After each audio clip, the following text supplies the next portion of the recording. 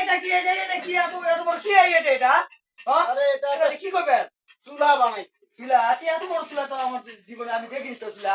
তাই দেখো না কোনোদিন দেখিনি আমি। চুলা তো এতটুকু থাকে তো মাটির চুলা তো দেখেছি এটা তো। বড় করে বানানো হয়েছে। হ্যাঁ ভবিষ্যৎ শোভা তোমার বাড়িতে গেলে সুবিধা হবে। পেঁয়াজি ভাজা হবে, আমার মেলা চপ ভাজা হবে, পেঁয়াজি ভাজা হবে। ভবিষ্যৎ চাও বানাতে পারবো।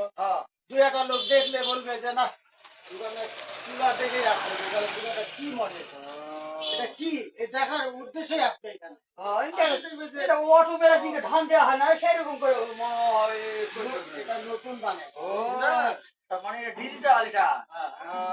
ঠিক আছে এই যে হ্যান্ডেল আছে, এইরকম করে এইরকম করে কি কেমন করে ভারী তো আছে তো অনেক তো ভারী আছে সে ভারী না।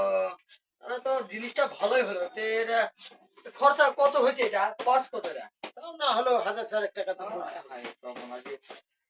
এত দাম রডের দাম বেশি, সিটের দাম আছে, মজুরি আছে, এগুলা কি আর মাংনা দিবে? না মাংনা তো দিবে না তো ঠিকই আছে তো যাই হোক একদিন হলো আমাদের ওখানে শোটা হবে জিলাপি টিপি ভাজবেন তাহলে হবে হ্যাঁ সব ভাজা যাবে, ও টেনশন নাই।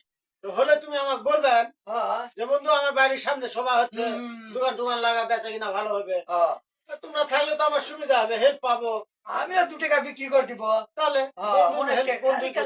খালি টাকা তো থাক, এটা থাক, চল চা খাই আসি বন্ধু। চলো